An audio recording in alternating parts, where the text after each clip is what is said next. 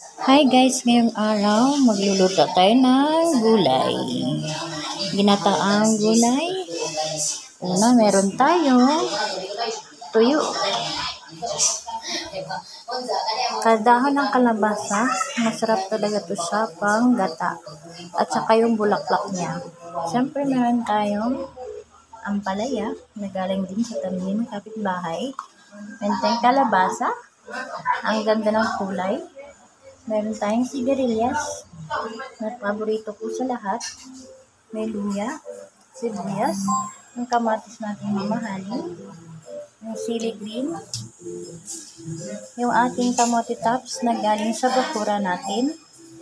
At syempre, hindi mabubuo ang ginataan kung walang kakumaan. And guys, luluto natin yan today para sa ating pananghalian.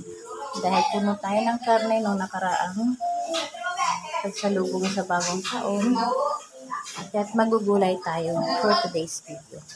Okay, so umpisahan na natin. Tara! Meron tayong gunggong.